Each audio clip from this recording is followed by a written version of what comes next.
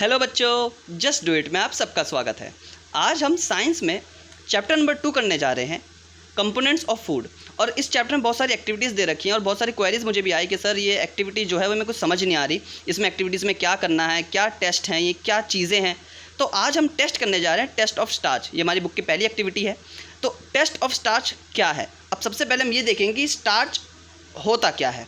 बच्चों, कोई भी हम फूड खाते हैं, जैसे चैप्टर का नाम है कंपोनेंट्स ऑफ फूड, तो हम कुछ भी फूड खाते हैं, हम कुछ भी खा रहे हैं, तो इसमें हमें क्या क्या चीज़ें मिल रही हैं, क्या क्या न्यूट्रिएंट्स मिल रही हैं, ये बहुत बड़ी चीज़ें हैं, ये बहुत बड़ी बात होती है। फॉर एग्जांपल, हमारा जो न्यूट्रिएंट है कार्बोहाइड्रेट। बच्चों, जो कार्बोहाइड्रेट है वो एक हमारा न्यूट्रिएंट है जो हमें क्या देता है, एनर्जी देता है। और वो जो फूड में किस रूप में रहता है, वो स्टार्च के रूप में रहता है। अगर मैं आपसे कहूँ कि स्टार्च एक कार्बोहाइड्रेट है तो बिल्कुल सही है। वो इसलिए कि जो हम कार्बोहाइड्रेट खाते हैं वो तो या तो स्टार्च होता है, स्टार्च के तौर पर मिलेगा, या आपको या तो शुगर के रूप में मिलेगा, या तो वो शुगर के रूप में मिलेगा कि हाँ स्टार्च है या तो शुगर है। तो कार्बोहाइड्रेट्स एनर्जी हमें देता है। कार्बोहाइड्रेट्स हमें क्यों चाहिए, हमारी बॉडी में कार्बोहाइड्रेट्स का क्या काम, वो हमें एनर्जी देता है। तो टेस्ट ऑफ स्टार्च कि किसी भी फूड में स्टार्च मीन्स कार्बोहाइड्रेट है या नहीं, मतलब हम जो भी हम खाना खा रहे हैं उसमें कार्बोहाइड्रेट है या नहीं, उसका आज हम टेस्ट करेंगे। इसी के ऊपर सारी एक्टिविटीज़ हमारी बुक में भी दे रखी है। जो बच्चे परेशान हो रहे थे कि सर ये टेस्ट क्या चीज़ें हैं, ये स्टार्च क्या होता है, तो बच्चों स्टार्च कार्बोहाइड्रेट होता है। और ये सारे कार्बोहाइड्रेट क्या होता है, तो बच्चों ये कार्बोहाइड्रेट हमें एनर्जी देता है। अगर हमारे फूड में स्टार्च, शुगर या मतलब कार्बोहाइड्रेट नहीं होगा तो हमें एनर्जी नहीं मिलेगी, हमें पूरे दिन सुस्ती आएगी, आलस आता रहेगा। अगर हमें एनर्जेटिक रहना है पूरे दिन तो हमारे फूड में जो भी हम खा रहे हैं, कुछ भी हम खा रहे हैं, उस फूड में कार्बोहाइड्रेट्स का होना बहुत ज़्यादा इंपॉर्टेंट है, अगर हमें एनर्जेटिक रहना है तो। इस वजह से अगर मैं आपसे कहूँ शुगर है, स्टार्च है, कार्बोहाइड्रेट्स, ये तीनों एक ही चीज़ है। कार्बोहाइड्रेट्स किसके रूप में रहते हैं, स्टार्च के रूप में मिलेंगे, या नंबर 2 शुगर के रूप में मिलेंगे। बच्चों, हम बात कर रहे थे स्टार्च की कि इसका हमें टेस्ट करना है। तो बच्चों में टेस्ट करने के लिए हमें सबसे ज़्यादा ज़रूरी हमें ये चाहिए होगी आयोडीन, आयोडीन सॉल्यूशन। अभी आयोडीन सॉल्यूशन क्या होता है बच्चों, आयोडीन सॉल्यूशन स्टार्च को बहुत जल्दी पकड़ता है, बहुत जल्दी पकड़ता है। और अगर आपको आयोडीन सॉल्यूशन चाहिए तो उसके लिए आपको iodine crystal plus water, 10 ml water में, 10 ml वाटर में आपको 5 ग्राम क्रिस्टल चाहिए आयोडीन सॉल्यूशन बनाने के लिए। अभी आयोडीन क्रिस्टल क्या है और 10 ml वाटर, ये सब चीज़ें क्या हैं, तो बच्चों ज़्यादा घबराने वाली बात बिल्कुल नहीं है।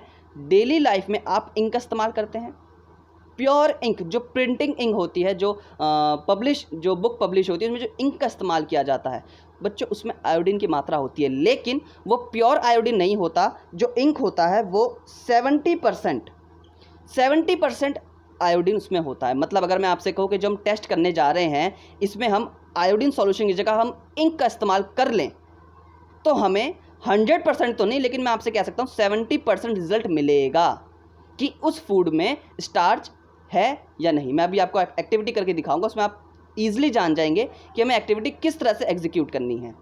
बात सिर्फ ये है कि आयोडीन सॉल्यूशन की, कि आयोडीन सॉल्यूशन क्या होता है। मुझे ये भी क्वेरी आई थी कि सर आयोडीन सॉल्यूशन क्या होता है, आयोडीन क्या होता है। बच्चों, आयोडीन जो होता है वो हमारी बॉडी में सॉल्ट की मात्रा को बराबर रखता है, ना कि हमारी बॉडी में सॉल्ट की मात्रा ज़्यादा हो, ना ही हमारी बॉडी में सॉल्ट की मात्रा कम हो, वो करता है आयोडीन।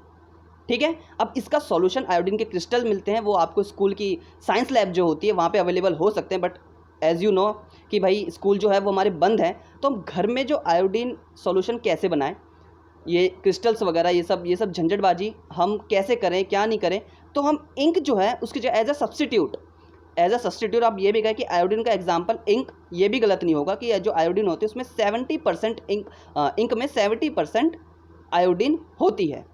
तो इस तरह से हम इंक का सॉल्यूशन भी हम इस्तेमाल कर सकते हैं। बच्चों, बात कर रहे थे हम टेस्ट ऑफ स्टार्च की, तो मैंने यहाँ पे एक आलू का पीस लिया है, मैंने एक आलू का स्लाइस कर लिया आलू को, और ये मेरे हाथ में इंक, जो प्रिंटिंग इंक है, ये मेरे हाथ में इंक है, जो ड्रॉपर, इसमें मैंने इंक डाल रखी है। और मेरे को कुछ नहीं करना, बस इसमें 1 2 एंड 3, बस ये 3 ड्रॉप्स मैंने डाले और मैंने उसको स्प्रेड कर लेना है। इसको स्प्रेड कर लेना चारों तरफ से, मतलब अच्छे से एकदम, ताकि ये चारों तरफ फैल जाए अच्छे से। अगर आप आप उंगली का इस्तेमाल कर सकते हैं, बट ये है कि उंगली का इस्तेमाल करना चाहेंगे तो 2-3 दिन तक वो इंक आपके हाथ में रहेगी। तो आप ऐसे ही इसको फैला सकते हैं इस तरह से कि चारों तरफ ये स्प्रेड हो जाए कि उप्स मेरे हाथ में लग गई थोड़ी सी। इस तरह से आप पूरे चारों ओर आप स्प्रेड कर सकते हैं आराम से, ताकि अच्छे से चारों तरफ वो हो जाए। जैसे कि आप देख सकते हैं कि इंक जो है, मैंने इसलिए आपसे, आप बेशक आप 2 बूंद डालना चाहिए 2 बूंद डालें, लेकिन ये हो कि डाइल्यूट सॉल्यूशन ना होना चाहिए। डाइल्यूट सॉल्यूशन मीन्स ज़्यादा पतला नहीं होना चाहिए सॉल्यूशन आपका, जो आप इंक इस्तेमाल कर रहे हैं। पहली बात, वो प्योर इंक हो। अगर आप ये सोचें कि मैं जो बॉल पेन होता है या जेल पेन होता है उसके इंक निकाल के मैं ड्रॉप डालूँ तो बच्चों रिजल्ट नहीं आएगा। प्योर इंक, वो प्लास्टिक इंक होती है जो बॉल पेन की इंक होती है, वो प्लास्टिक इंक होती है। प्योर इंक चाहिए, उससे भी आपको 70% ही रिजल्ट आएगा। क्योंकि जाहिर सी बात है, मैंने बताया कि इंक जो है वो एग्जाम्पल है, वो प्योर आयोडीन सॉल्यूशन नहीं है। तो उसके लिए हमें 70% रिजल्ट हमें मिलेगा। बट ये है कि हम घर पे भी इन छोटी छोटी एक्टिविटीज़ को हम ट्राई कर सकते हैं। मैंने आलू ही क्यों लिया बच्चों? आलू जो है वो स्टार्च का रिच सोर्स है, बहुत ही ज़्यादा रिच सोर्स है स्टार्च का, बहुत प्रचुर मात्रा में स्टार्च पाया जाता है। स्टार्च क्या होता है बच्चों? जो आलू का जो वो होता है चिपचिपापन अंदर से। और जब हम आलू को, आपने अभी घर में कभी आलू काटे हो पीसीज में, वो हम जब आलू को धोते वो झाग निकलता है, तो बेटा वो झाग ही हमारा स्टार्च होता है। वो झाग ही हमारा स्टार्च होता है। जो चिपचिपापन होता है आलू का, ये सब स्टार्च है। तो जाहिर सी बात है, मैंने इसको अच्छे से स्प्रेड कर लिया है। अब बच्चों करना क्या है, ये मैंने स्प्रेड कर लिया है मेरे हाथ में, आप देख सकते हैं मेरे हाथ में भी इंक लग गई है। तो स्प्रेड करने के बाद हमें इसे कम से कम 1 घंटे के बाद, 1 घंटे के लिए हमें छोड़ देना है। 1 घंटे के लिए हमें ये छोड़ देना है। और 1 घंटे तक आप देखेंगे ये जो इसकी बैक साइड होगी, ये वाली, ये जो इसकी बैक साइड होगी इस साइड, इस तरफ आपको धब्बे धब्बे दिखने शुरू हो जाएंगे। अभी तो जैसे ये इंक है यहाँ पे, अभी ये फैल रही है। बच्चों बात कर रहा था मैं स्प्रेड करने की, मैंने अच्छे से इसको स्प्रेड कर लिया है। और थोड़ा सा ध्यान से, कि जैसे मेरी इंक तो हाथ में लगी, बट आप थोड़ा केयरफुल रहें कि आपकी इंक ना लगे। बट ये सारी एक्टिविटी करने के बाद अभी भी ये अच्छे से सोक कर लेगी। ये जो पोटैटो का जो पीस है, ये जो इंक है आयोडीन, ये अच्छे से सोक कर लेगी, ताकि धीरे धीरे, कम से कम इसको आपको 1 घंटे के लिए छोड़ना है। 1 घंटे में छोड़ने के बाद अच्छे से आप देख सकते हैं बिल्कुल हमने पूरी तरह से इसमें स्प्रेड कर लिया। फिर हमें रिजल्ट कहाँ मिलेगा? इसे फिर इंक जो है इसे वॉश कर लेंगे। जब ये इंक अच्छे से सोख लेगी बच्चों, इंक को वॉश करने के बाद आप इसकी बैक साइड, अभी जैसे बिल्कुल प्लेन है, कोई धब्बा नहीं, कुछ नहीं, बिल्कुल प्लेन, लेकिन ये अंदर तक जब सोख लेगी अच्छे से आयोडीन सॉल्यूशन को, तब आप इसका रिजल्ट देखेंगे। बच्चों बात करते हैं रिजल्ट की। ये मेरा 1 घंटे का रिजल्ट है। क्या किया था मैंने? इसमें मैंने वही आयोडीन सॉल्यूशन डाल के इसको छोड़ दिया था, और मैंने कहा था आपके कि इसके बैक साइड जो है वो उसके रिजल्ट आएगा। तो बच्चों बैक साइड इसकी ये है, बैक साइड ये है। वो क्या हुआ, जो आयोडीन सॉल्यूशन था हमारा, आयोडीन सॉल्यूशन ने पूरे सरफेस को, जितने सरफेस को घेरा था, वो आप ध्यान से देख सकते हैं कि ये जो सरफेस है वो सरफेस ज़्यादा डार्क है, और जो साइड की सरफेस है उस पर हल्का हल्का आपका आयोडीन सॉल्यूशन है डाला। हमने पूरी तरह स्प्रेड नहीं किया था इसको, लेकिन इसकी जो साइड का था वो, अगर आप 2 घंटे 3 घंटे जितना इसको ज़्यादा टाइम देंगे, उतना ज़्यादा तक इसको आपके जिसमें मॉइस्चर दिखाई दे रहा है वो ज़्यादा सूख जाएगा। मैंने आपको 1 घंटे के लिए कहा था, तो 1 घंटे का जो इसका जो वो था रिज़ल्ट, वो ये है। आप 1 घंटे के लिए डालें और ये आपका जो आयोडीन सॉल्यूशन है वो बैक साइड जो है इसकी वो आ जाएगा, कि जो आपकी बैक साइड है इसके ऊपर आपको रिज़ल्ट दिखाई देने लगेगा। आप 2 घंटे के लिए या 3 घंटे के लिए जितने ज़्यादा आप छोड़ेंगे, उतना ज़्यादा जो स्टार्च है वो सब दिखाई देगा। जो बेटा जो मॉइस्चर है, ये देखिए मॉइस्चर और एकदम क्लियरली ऊपर तक आ जाएगा, कि जो सरफेस है हमारी उसके ऊपर तक स्टार्च आ गया, कि मतलब जिसके अंदर का जो स्टार्च था वो और ऊपर आ गया है, वो और ऊपर आ गया है, और ज़्यादा जो सरफेस है वो ज़्यादा मॉइस्चर हो चुकी है। जबकि हमारी ये वाली जो सरफेस है, यहाँ की जो सरफेस है बिल्कुल सूखी हो चुकी है। जहाँ जब हमने आयोडीन सॉल्यूशन डाला था, बस उसी की वजह से मॉइस्चर है यहाँ पे, और अंदर तक का मॉइस्चर वो सारा का सारा ऊपर आ चुका है, क्योंकि आयोडीन सॉल्यूशन अंदर तक जा चुका है। जितना 2 घंटे 3 घंटे भी आप देंगे तो आप ज़्यादा बेटर जो आपके रिजल्ट हैं वो ज़्यादा अच्छे आएंगे। बच्चों बात करते हैं रीजंस की, कि ऐसा क्या हुआ कि जो सरफेस थी वो एकदम से चेंज हो गई।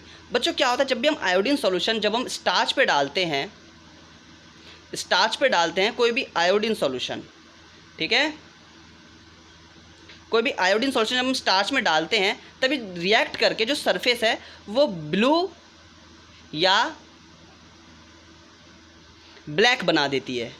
ब्लू या तो वो ब्लैक सरफेस बना देती है, कि जब भी हम किसी पोटैटो पे या किसी भी स्टार्च पर हम आयोडीन सॉल्यूशन डालते हैं, तब वो सरफेस ब्लू या ब्लैक में चेंज हो जाती है। हमने सरफेस जो हमारी पोटैटो था, जो उसका स्लाइस था, उसके हमने ऊपर आयोडीन सॉल्यूशन डाला, 2-3 बूंद डाली, उसको अच्छे से स्प्रेड किया।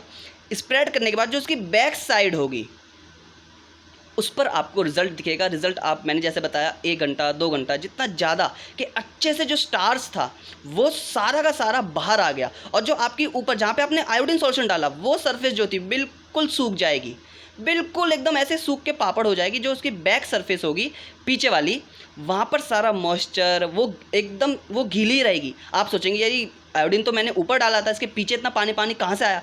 बेटा वो पानी था, वो सारा जो अंदर उस पीस के अंदर जितना भी स्टार्च था वो सारा बैक साइड के ऊपर आ चुका है। ऊपर कुछ नहीं था, वो सारा स्टार्च आपका जो आयोडीन जो पीछे की बैक सर्फेस है बिल्कुल मॉइस्ट हो जाएगी। तो मॉइस्चर एकदम आ जाएगा, वो सारा मॉइस्चर हमारा क्या होगा? वो स्टार्च होगा। तो बच्चों ये था test of starch. Test of protein है, टेस्ट ऑफ फैट्स है, वो हम नेक्स्ट वीडियो में बात करेंगे।